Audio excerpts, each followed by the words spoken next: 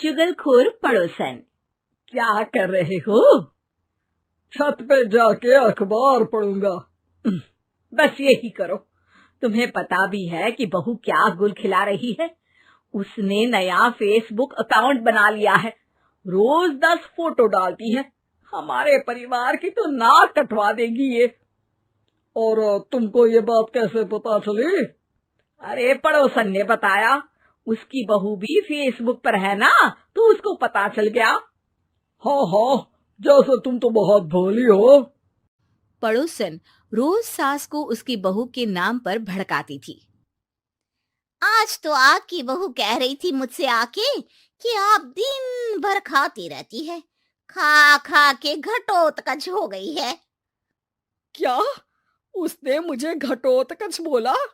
अरे वो खुद ना कटी सुपर्णखा है। आप कह रही हो तो सही होगा, लेकिन आप उसको बताना मत कि मैं ये सारी खबरें आपको देती हूँ।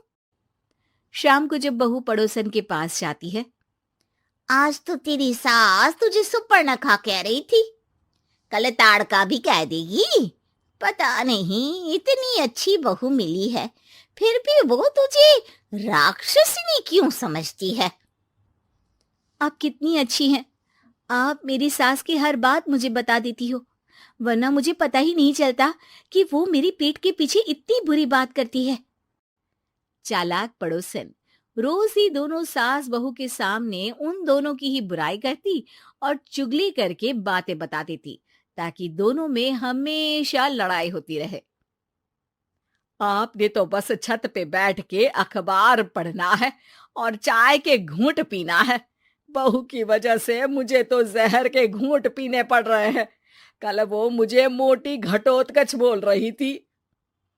तो तुम भी तो उसको नाक कटी सुपर्णखा बोल देती ना।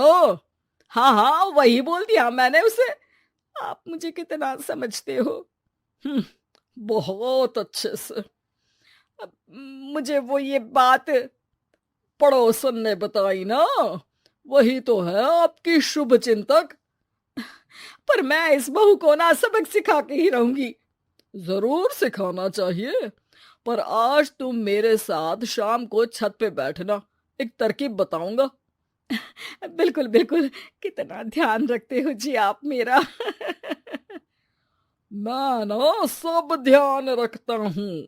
शाम को जब सास और ससुर छत पर बैठे होते हैं कि यहाँ खड़ी हो जाओ, यहाँ से ना तुमको पता चल जाएगा कि बहू की अगली चाल क्या है।